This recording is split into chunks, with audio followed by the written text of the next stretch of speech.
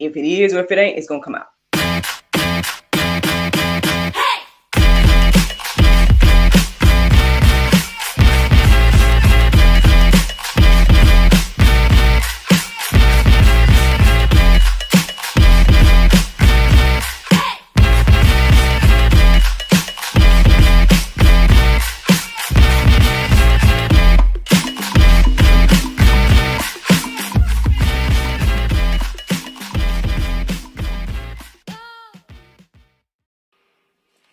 Good morning, everybody. It's your girl, Miracle Sims, and you are listening to God, Sex, and Love, your daily dose of inspiration and juice.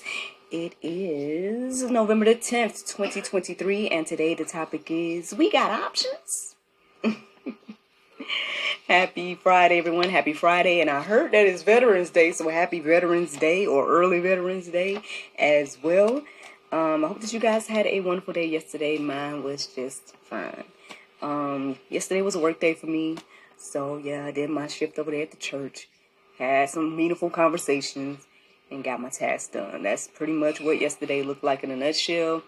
Had some good old QT later on in the evening with my family and things of that nature. But, yeah, man, that's pretty much what my Thursday looked like in a nutshell. So, Friday. So first of all, thing number one, elephant in the room, your girl's recording after 9 a.m. So look, I got a full studio audience right now. So just in case, I know my co-host might come over here at some point and everything. Because yes, I am recording rather late for me and for the juice. But at the same time, like I said, I told y'all the other day that, look, I'm just going to record whenever the Lord lead me to record. So, that's what I got to say about that. And plus, I woke up this morning at the sound of my alarm and everything like that. I might have even woke up a little bit earlier.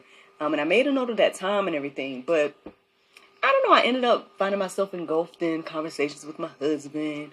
Then my co-star of the Cast movie, he called me because he finally watched the movie, I guess, this morning. And so he called to, give his commentary and whatnot. And so, yeah, ultimately I'm like, man, okay, I know I need to get the juice done today, but it looks like I'm a little bit delayed and distracted and all this type of stuff. But where did the inspiration come from? So today's inspiration, I would say, was more so due to my lovely husband and as well as my brother from another mother, Kelvin. They both mentioned the same word, and that was the word options. I heard options a lot this morning. My husband was saying that he feels as if we have too many options, and that's probably what's leading to problems when it comes to relationships and things of that nature. I was thinking well, we all have options, sure, but I wasn't thinking that deep about it. I think it's a heart issue, mindset issue, morals and values issue. But regardless of that conversation, I would say again that inspiration of options, that word is being reiterated this morning and ringing in my ears, is what led to this conversation today. And so I kind of went deeper with it. I'm like, well, Lord, what do you have to say about options today? Because you keep having me hear this word over and over and over again. So I went to my normal places like openbible.info, plugged in the options, went to godquestions.org and plugged in the word options. None of those things were really resonating, but, I was like, okay, I'm doing my normal stuff. And then at some point, I felt led to write, I went and Googled like Bible and options and things of that nature. And then things started to make a little bit more sense. Then I started coming across things talking about choices and things like that. And this has ultimately led me to the juice that I have to share today. So let's get into it. When I looked up the definition of option, it says a thing that is or may be chosen. So there you go. In a nutshell, in case you need to know what option meant. Now let's get into some Bible, y'all, because that's what this is all about, right? So one of the first things that was resonating with me this morning is the fact that I guess God has given us a option, right? And I got led to Deuteronomy 30 and 15. Now, the Go Deeper section is going to talk about Deuteronomy 30. You guys can read the entire thing and read what the Lord has to say about, the option that he gave. But just to reiterate that God does give us an option, Deuteronomy 30 and 15 says, "See, I have set before thee this day life and good, and death and evil. So, there you go. Those are the options, y'all. It's life or death, and then good and evil. That is the option at the end of the day. Again, Deuteronomy 30 goes on to talk about like what he prefers the option be, what he commands us to do, X, Y, and Z. But, obviously the choice is ours. And so thinking about that, of course, made me think about Joshua 24:15. And it says, and if it seem evil to you to serve the Lord, choose you this day whom you will serve. I know that's a very popular verse.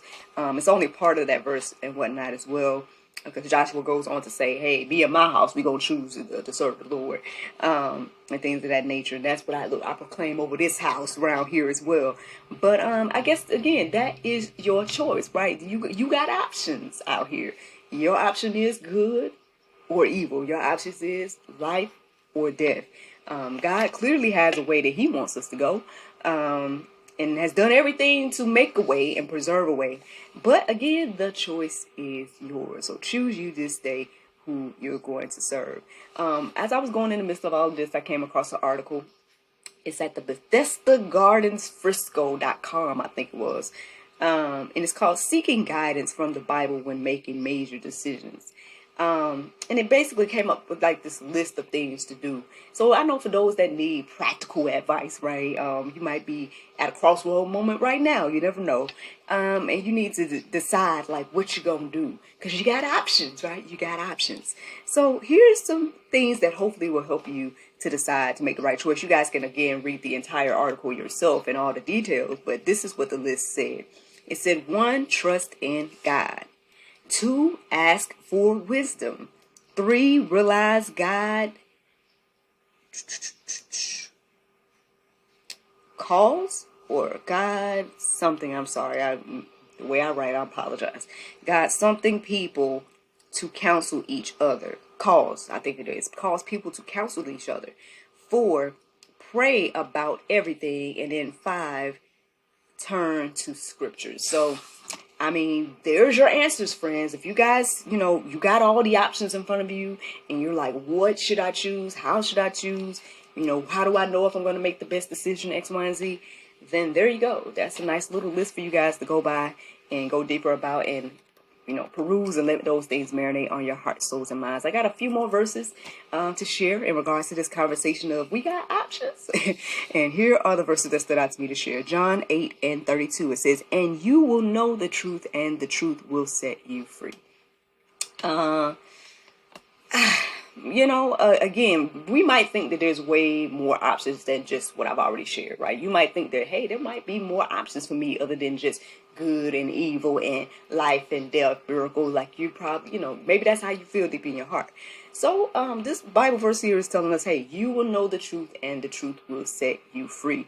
And this is the truth, friends. This is what Jesus had to say. John 14:6. It says, Jesus said to him, I am the way and the truth and the life. No one comes to the Father except through me. Now, hey, choose you this day whether you want to believe that or not.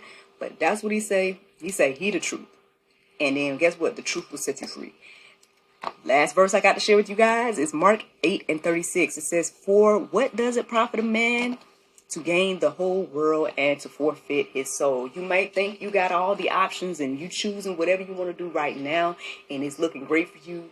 Things is awesome. You choosing to sin and grin and whatever, and you feeling good about it or whatever. That could be you. But what does it profit you at the end of the day to get all of it, and then at the end of your life see that you have forfeited your soul? That's your question at the end of the day. Y'all can go deeper about all of that. That's ultimately the juice this morning. We got options, sure, but really there's only one option, and that's Jesus. But anywho, all right, let me keep going. I want to share with you guys the Bible verse of today, and that is Titus 3:4-5. It says, but after that, the kindness and love of God, our Savior, toward man, appeared not by works of righteousness which we have done, but according to his mercy he saved us by the washing of regeneration and something of the Holy Ghost. So There you guys go. That is the juice this morning. I know it was late, but there it is. I hope you guys are encouraged and inspired. Don't forget, today is Friday, so we have a new episode of the GSL Talk Show coming out at 7 p.m. It's with Mr. Rodney Footman, the host of All Faith, No Fear podcast. You guys are going to learn more about him and his testimony and different things he's going through, as well as his podcast and much, much more. So tune in tonight at God, Sex, and Love, 7 p.m. and everything like that. Y'all have a fabulous Friday, and I look forward to talking to y'all tomorrow with the Lord's will. Bye-bye.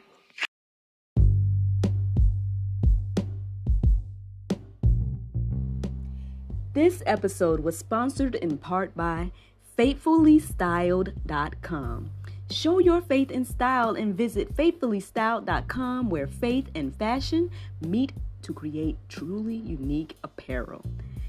You know what? I'm on their website now, and look, one of their shirts say, "If you want to impress me, bring me Chick-fil-A on a Sunday." Oh, I love these. So order me one right now and visit FaithfullyStyle.com to get your apparel today.